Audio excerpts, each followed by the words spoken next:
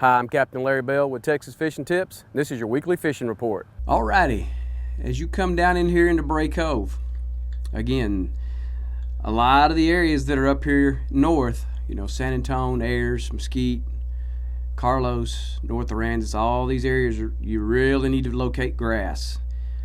Down here in Bray, there is some that's pushed up against the shoreline there. You've got a decent amount. Our water has come back, so that's kind of opening up some of these back lakes that are back here that come off of that.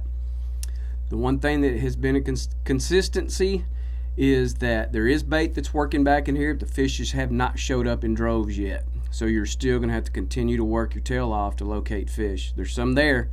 They are scattered, but you're going to have to be patient with it, and you're going to have to work and work and work and work and work and work it. You may have to move several times before you locate your fish, but that's been the same pattern that's been going on up there since the freeze. So that said, here in Bray Cove, you can locate some grass in here. There is some bait that's working here. Down south, magic grass has been working the absolute best in this area here. You may chunk it 500 times before you get your first hit, but that's what's going on. Like I say, there is some fish in there, but you got to really work for them. You got to really find them. So be patient. Continue to work in this area here as you come down this backside past the Texas Parks and Wildlife building that's out there and hit that backside of Cedar Bayou.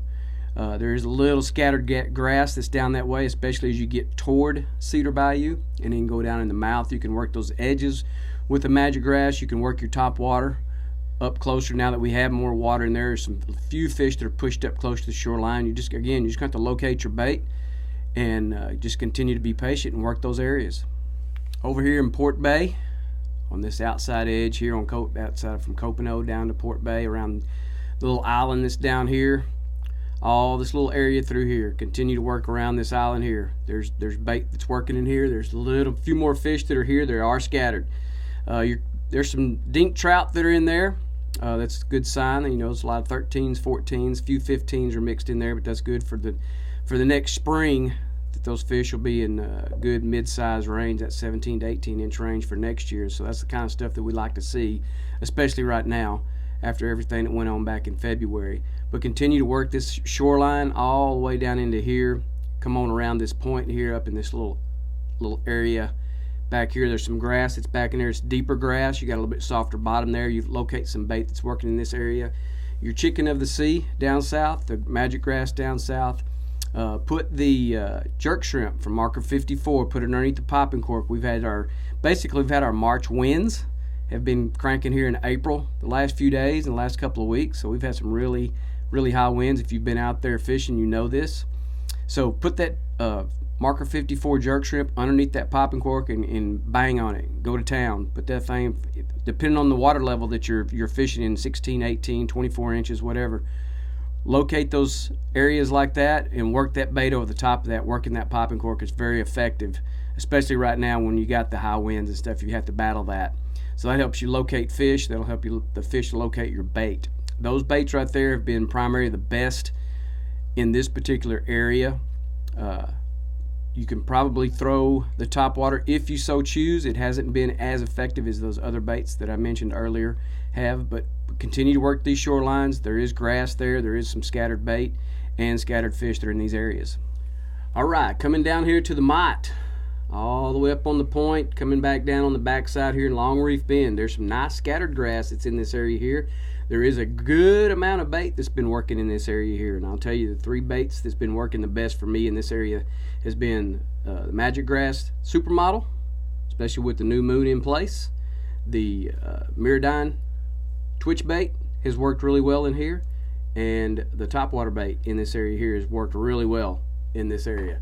All up here against this shoreline with all the extra water that we've had pushed in here from we had some bull tides. We've got a little bit of a bait migration that's starting to take place. Mullet's starting to show up. You're starting to find a few skipjacks in the area as well. But all this area in here has been really good as far as those areas, looking at water dumping out of these back lakes. You can find some nice redfish that are scattered up and down the shoreline.